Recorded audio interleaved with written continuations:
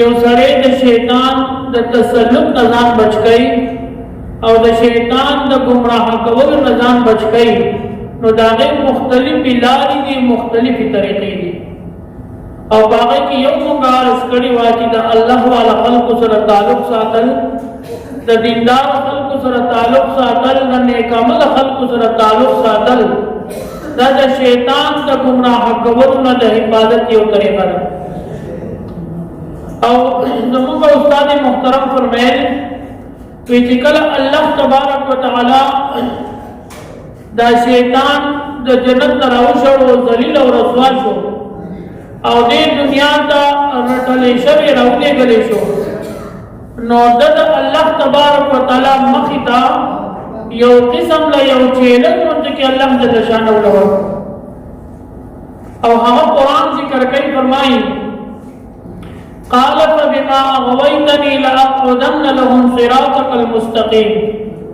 دا شیطان الله ته وایي اے الله د دې انسان په وجه باندې تاسو گمراه کړو، زه دې جنت نه راوباسلم، زه ذلیل او رسوا شوم، نو لاقعدن لهم صراطك المستقيم، په نیغه لاره کې بوته ناست یم او دې به زه سیدې لارې ته نه پرېږدم.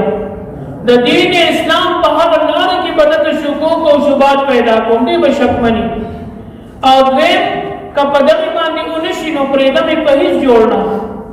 ثم لآتینهم من بین ایدیهم ومن خلفهم وعن ایمانهم وعن شمائلهم.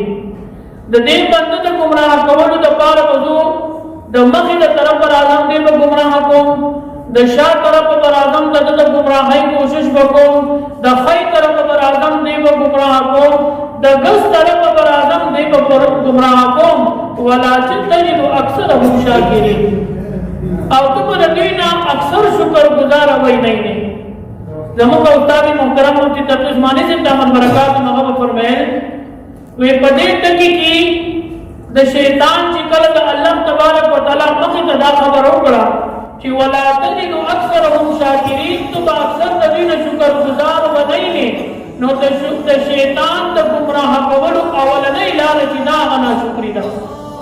چې کله شیطان سړی ګمراه کوي نو دا نور کارونه پې وروسته کوي، د ټولو نه اول د ده پر زړه کې ناشکري پیدا کړي بس.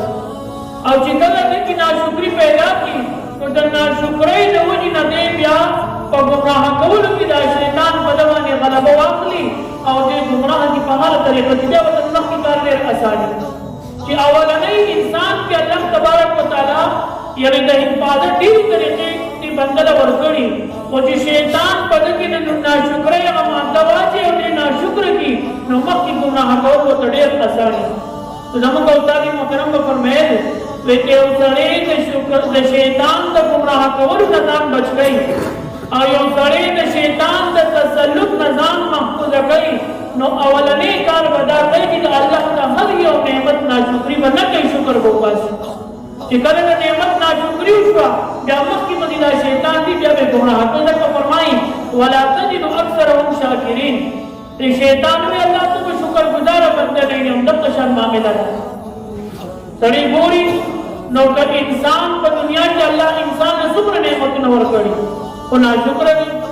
که مالدار له مال ورکړی شوی دی د مال ناشکري کوي، که چا له صحت ورکړی شوی دی د صحت ناشکري کوي، او که چا له مرتبه او عهده ورکړی شوی دی د مرتبې او د عهدې ناشکري کوي، د هغې ناشکرۍ په وجه باندې الله تبارک وتعالی د ده نه هغه نعمت واخلي، په نور مصیبتونو او تکلیفونو کې مبتلا کړي.